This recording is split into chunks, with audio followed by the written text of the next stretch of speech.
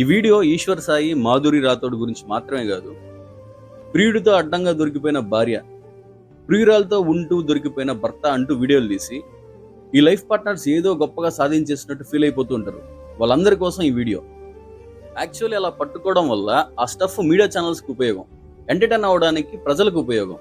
కానీ life partners అనేటువంటి భార్యాభర్తలకి మాత్రం ఎటువంటి ఉపయోగం ఉండదు. పైగా కాపురాలు కూలిపోతాయి.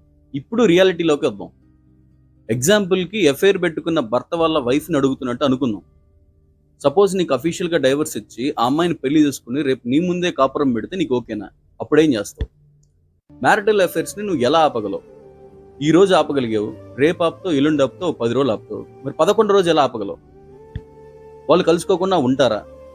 సరే, అప్పుడు కూడా నువ్వు ఆపగలిగావు అనుకో. పోనీ నీతో పడుకుంటూ ఆ అమ్మాయిని ఊహించుకుంటుంటే నీకు ఓకేనా?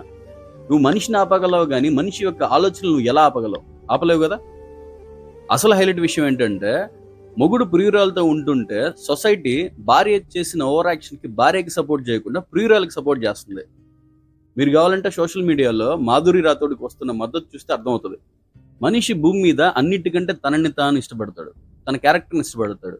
అలాంటిది నువ్వు ఏకంగా మొగుడి క్యారెక్టర్ని చంపేసి, మొగుడి క్యారెక్టర్ని అసాసినేట్ చేసేసి, నా మొగుడు ఇన్నోసెంట్, నా మొగుడు పతిత అంటే సరిపోతుందా?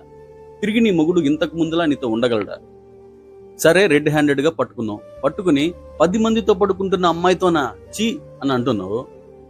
ఆ అమ్మాయి 10 మందితో పడుకుంటుందా లేదా అన్నది ఇంకా కన్ఫర్మ్ కాలేదు. కానీ నీ మొగుడు మాత్రం వేరే అమ్మాయితో ఉంటున్నట్టు కన్ఫర్మ్ అయిపోయింది. అయినా నువ్వు నీ మొగుడితో ఉండాలని అనుకుంటున్నావు. మరి నిన్నేమనాలి? నువ్వు మాత్రం వేరే అమ్మాయితో ఉంటున్న మగాడితో ఉండాలి అని అనుకోవచ్చు, నీ మొగుడు మాత్రం వేరే అమ్మాయితో ఉండకూడదు. అంతేగా. సంసారం గుట్టు, వ్యాధి రట్టు అన్నారు పెద్దలు. గుట్టుగా జరగాల్సిన సంసారాన్ని నువ్వు రోడ్డు పాలు, డిస్టిక్ పాలు, స్టేట్ పాలు, మీడియా పాలు చేసావు. కాపురంలో భార్య గాని భర్త గాని తప్పు చేస్తే ఆ తప్పును సరిదిద్దుకోవాలి, లేదా మార్చుకోగలగాలి. అలా కాకుండా వీళ్ళు వెధవాని ప్రూవ్ చేయడం వల్ల బాధ కలిగేది నీకే.